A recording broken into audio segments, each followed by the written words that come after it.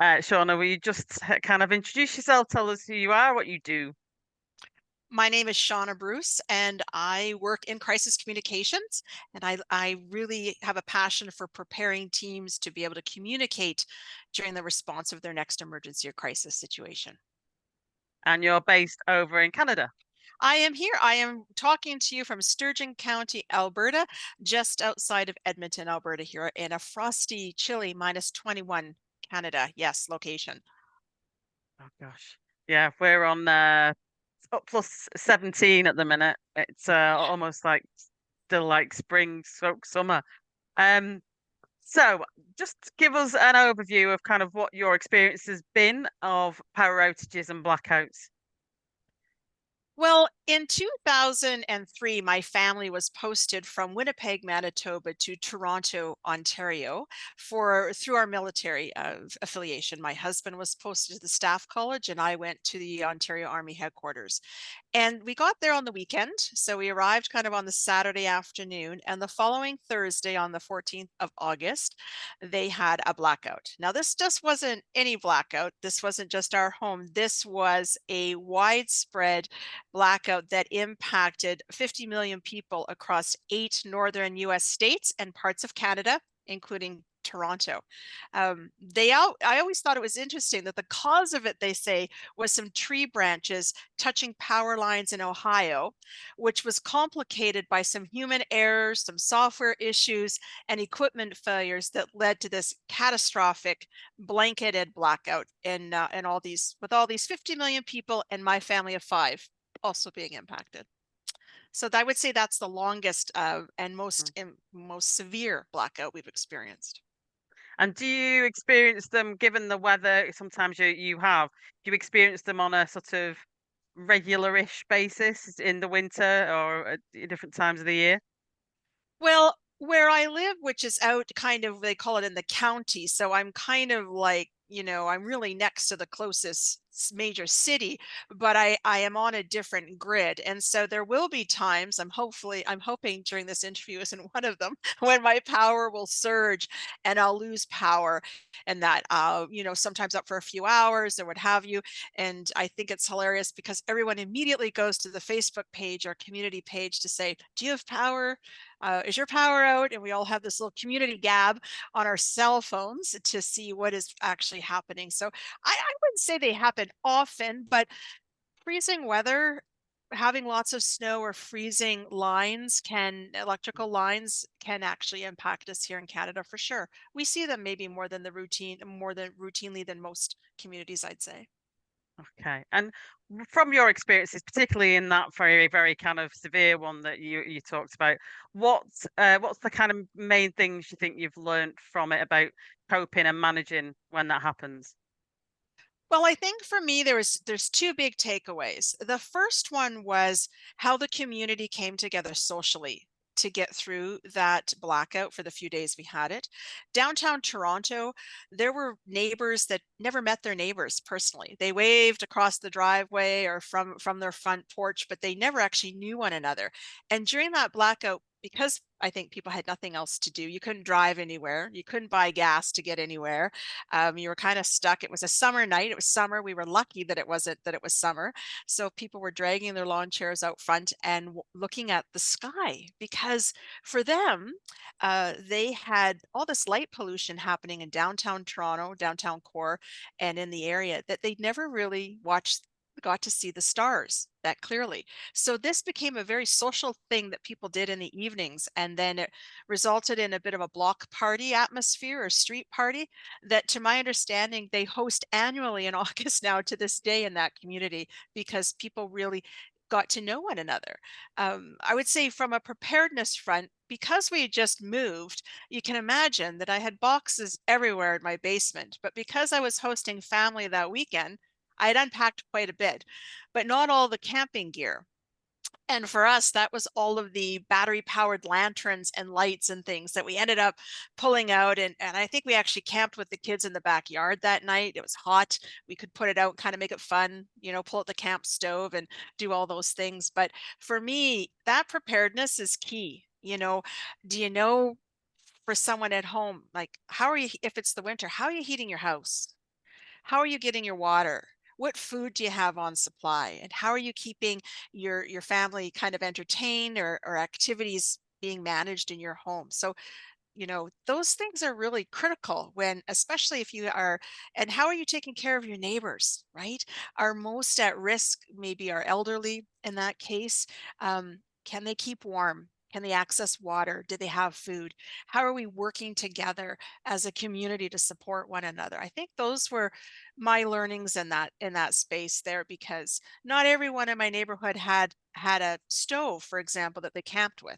So we kind of I had bought all these bacon and eggs for a big brunch that weekend for my family, but I had to cook them. I got to know my neighbors by serving them food, really, because we were just had to get cook this up so it didn't rot. But for me, I think that preparedness was key on the home front, and just understanding, okay, the power goes out. What does that mean? And making things accessible. For me, I was lucky it was still daylight. This happened at 4 o'clock in the afternoon. So I was in the basement and able to find things. But had it been the evening and I was just getting home from work or something, I wouldn't have even had a torch or a flashlight to find the boxes, to find the stuff I needed. So now in my house, I keep it in a very accessible area. I'm a proponent for that public safety piece. Candles are nice, but battery operated candles and battery operated lights and lanterns are far better for you to have, so Mm. you don't have accidents and that. So that kind of thing. Just being aware. And are people in Canada, because of, and particularly, as you were talking about there, because they've experienced it, are they more prepared? Do you think they, because they've been through it, or once they've got through it, do they then kind of forget all the things that they've just learned from having battery operated things and have accessible things? Well, that's the million-dollar question, right? Because once you've been through it, you think you might, be better prepared the next time. But I don't know that's always been my experience. I mean, I work in supportive disaster and emergency management, and I'll often ask that question if I'm in a room full of emergency managers at the start of a workshop. How many of you have a 72-hour kit at home? Most Canadians have a kit in their car. I think Canadians are more worried about, like, what happened here last weekend just south of me here, 35, I think, or 40 vehicle pileup, blizzardy snow. They actually had to stay overnight in a local community center, but most Canadians are more worried about what happens if I'm out on the road and there's a blizzard and I get stuck. So you'll see these massive emergency kits for their car with blankets to food to water to hand candles that you can hand hold. But if you ask them about their house and preparedness for that, it's not always the case. Okay. And so you obviously work in kind of emergency preparedness and that kind of space. But what advice from your experience would you give to people who have got to communicate key messages and things that are happening when there is a power outage? Well, I think initially we have to be using all the tools in our toolbox, but I think in our preparedness phase, we need to be thinking, well, how am I communicating if I can't use traditional media because there's no TV to watch? How am I communicating in that space? I mean, we have to remember radio. Radio is almost always the forgotten medium in a crisis.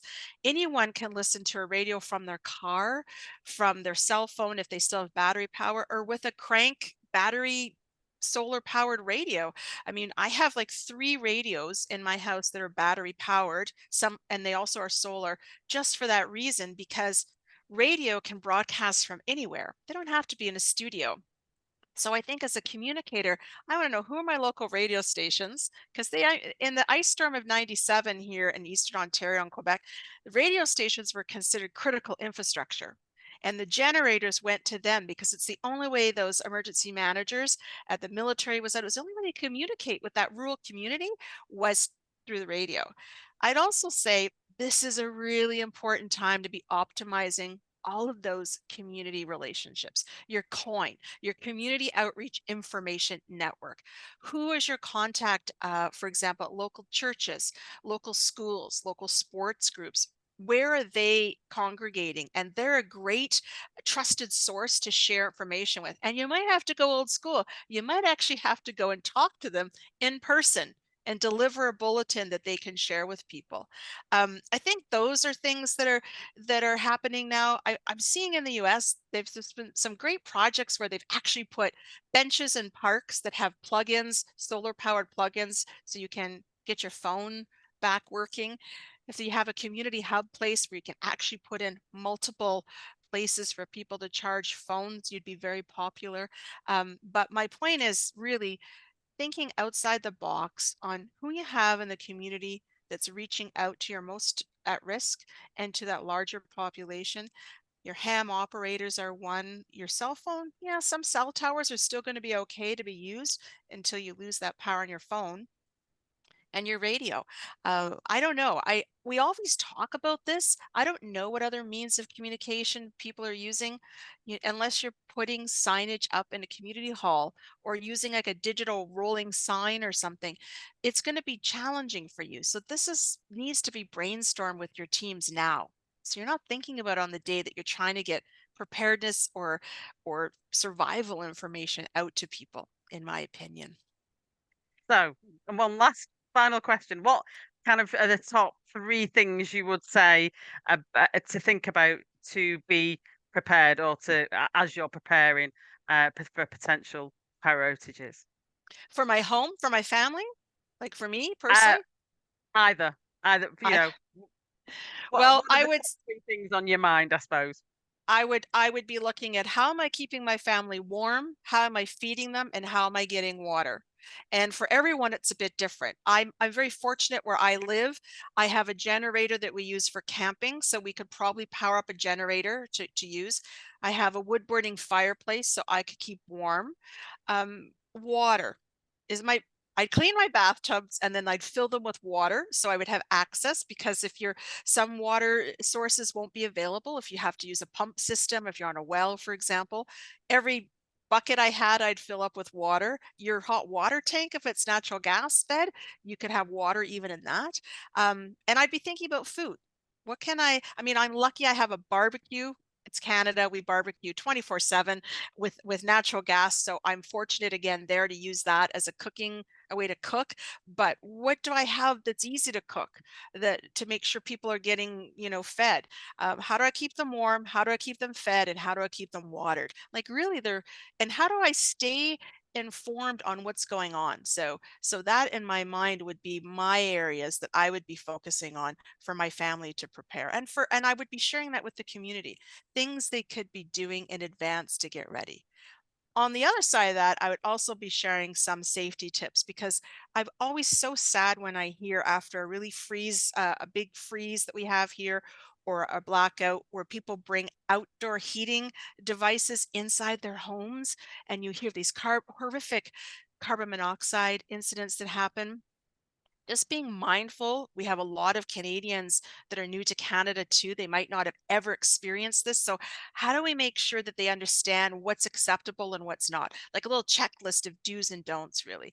And making sure that you're giving them something that's affordable it within reach, like giving them advice and guidance that's telling them, are you part of a community kitchen group? Well, let's think about preparedness and what you could be doing with dry soups and that in advance or what have you. I feel sometimes we just don't look enough around our community to figure out how we can be resilient together to get through these storms, these blackouts and storms for us in Canada. But that time in Toronto taught me that neighbors really do come together to support one another and that we're a bit stronger after experiencing that together, those events. That's brilliant. Shauna, thanks ever so much for all your insights.